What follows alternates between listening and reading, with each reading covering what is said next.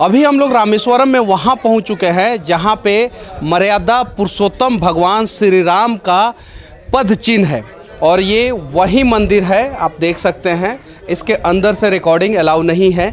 और ये रामेश्वरम जो है एक आइलैंड है और साउथ इंडिया का सबसे बड़ा दूरदर्शन का टावर आप लोगों को दिख रहा होगा यहाँ पे।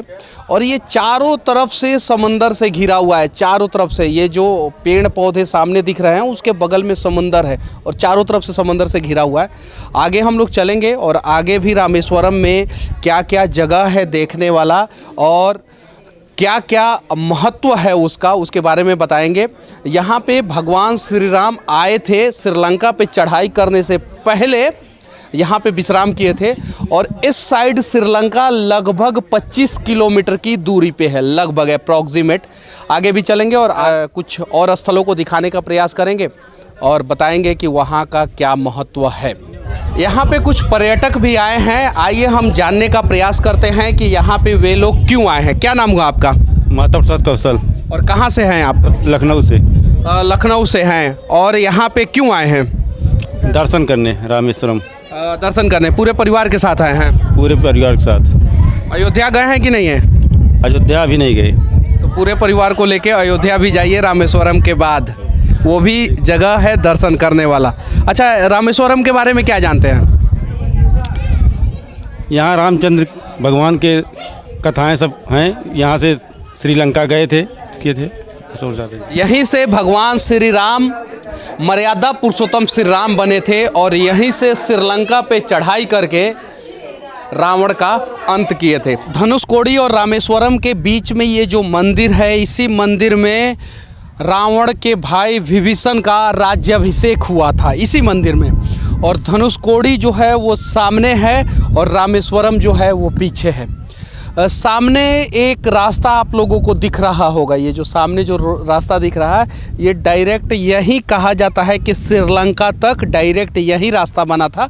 ये सामने इस साइड भी आप लोगों को दिख रहा होगा, जिसे विभीषण के आदेश पे राम ने अपने बाणों से ध्वस्त कर दिया था। यही वो रास्ता है। ये कुछ लोग इसको मानते हैं, कुछ लोग नहीं मानते हैं। कुछ लोग कहते हैं राम सेतु है और कुछ लोग कहते हैं कि सिर्फ और सिर्फ बालू का एक टीला है। लेकिन ये डायरेक्ट श्रीलंका तक है। और जब नासा के सैटेलाइट इमेज जो आया था उसमें बीच बीच में ये जो ध्वस्त हो गया है, समंदर के नीचे चला गया है, उसकी भी तस्वीर सामने आई थी। और अभी जिस मंदिर में खड़े हैं हम लोग, जो सामने जो मंदिर दिख रहा है जहाँ पे बहुत सारे लोग आते हैं, यही मंदिर जो है जिसमें विभीषण का राज्याभिषेक हुआ था।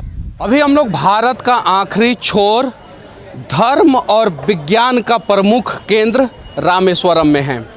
और ये वही मंदिर है जहाँ पे भगवान मर्यादा पुरुषोत्तम श्री राम ने भगवान शिव का तपस्या करके समुद्र से रास्ता मांगा था। यही वो मंदिर है। और यहाँ पे हर दिन 10,000 से ज़्यादा लोग आते हैं, दर्शन करते हैं और फिर चले जाते हैं। ये पूर्वी द्वार है और इसके अंदर 22 कुआं है। 22 कुआं में स्नान करने के बाद दर्शन होता है। लेकिन उसके पहले इस साइड जो है वो समंदर है। ये जो सामने गेट दिख रहा है उसके जस्ट बगल में समंदर है। वहाँ पे स्नान करने के बाद अंदर 22 कुआं है, उसमें स्नान किया जाता है और उसके बाद से दर्शन होता है। ये आस्था का प्रमुख केंद्र में से एक है। और हिंदुस्तान में हिंदू धर्म को मानने वाले सभी लोगों को यहाँ पे रामेश्वरम में आना चाहिए। यहाँ से 25 किलोमीटर की दूरी पे धनुषकोडी है, जहाँ से श्रीलंका की दूरी सिर्फ और सिर्फ 18 किलोमीटर है। आस्था का ये प्रमुख केंद्र है और विज्ञान का प्रमुख केंद्र इसलिए है कि इस देश का आधुनिक भारत के निर्माता डॉक्टर APJ अब्दुल कलाम आज़ाद यहीं पे पैदा हुए थे और उनके नाम पे एक नेशनल मेमोरियल यहीं पे है और उनका घर भी यहीं पे है। तो एक बार आप लोग रामेश्वरम आएँ, रामेश्वरम का मंदिर का दर्शन करें, धनुषकोडी का दर्शन करें, विभीषण का राज्याभिषेक जिस मंदिर में भगवान श्री राम ने किया था उसका दर्शन करें और उसके बाद से एक बार APJ अब्दुल कलाम आज़ाद के मेमोरियल में भी जाने का प्रयास करें। बस आगे चलेंगे और भी कुछ चीज़ों को दिखाने का प्रयास करेंगे। और ये रामेश्वरम धर्म और आस्था का प्रमुख केंद्र है। यहाँ पे कुछ लोग मुझे मिले थे और उन लोगों ने मुझसे पूछा क्या कि आप दिल्ली से हो। मैंने बोला कि नहीं, आई एम फ्रॉम बिहार, लेकिन दिल्ली भी जाना आना रहता है। तो उन लोगों ने बोला क्या कि लॉकडाउन लगने वाला है क्या। क्यों? क्योंकि लॉकडाउन जब लगता है तो सबसे पहले स्कूल, कॉलेज और मंदिर को बंद कर दिया जाता है, और जिसके वजह से बहुत सारे यहाँ पे बिजनेस करने वाले, रोजी रोटी करने वाले लोगों को समस्या हो जाता है। तो सरकार को इन सब चीज़ों पे भी ध्यान देना चाहिए और इस प्रकार का व्यवस्था करना चाहिए ताकि जो है लॉकडाउन की ज़रूरत ही नहीं पड़े और किसी का रोजी रोटी जो है ना उसे छीनने का प्रयास सरकार ना करे। सामने रामेश्वरम मंदिर दिख रहा है और ये वहीं पूर्वी रास्ता है, पूर्वी द्वार है जो समंदर में नहाने के बाद लोग आते हैं दर्शन करने को।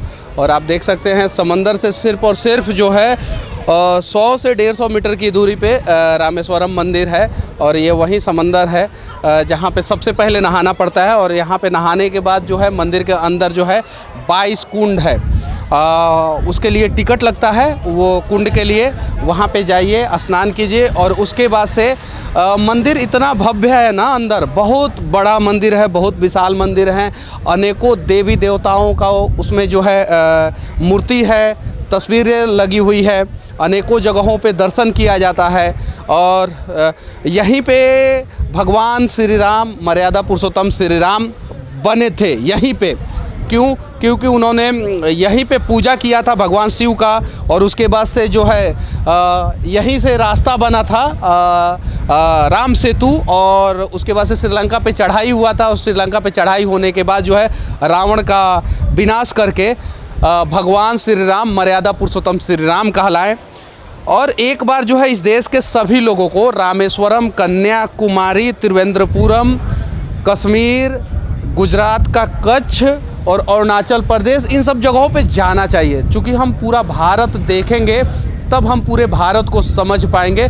जब तक हम लोग पूरा भारत नहीं देखेंगे तब तक हम लोग पूरे भारत को नहीं समझ पाएंगे। लेकिन पूरे भारत को समझने में सबसे बड़ी समस्या क्या है कि हमारे भारत का प्रधानमंत्री एक है, राष्ट्रपति एक है, संविधान एक है, कानून एक है, लेकिन भाषा एक नहीं है।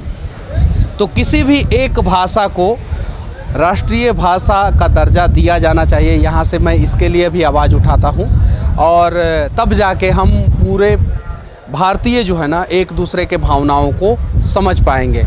बाकी हमारा ये प्रयास कैसा लगा आप लोग कमेंट करके ज़रूर बताना। आगे भी वीडियो में हम लोग जो है कुछ जगहों पे जाके जो है ना उस जगहों की महत्वता के बारे में बताएंगे। कहीं भी रहूं सीने में सिर्फ भारत धड़कता है, इसीलिए हर वीडियो के आखिरी में सिर्फ एक ही शब्द कहूँगा, जय हिंद।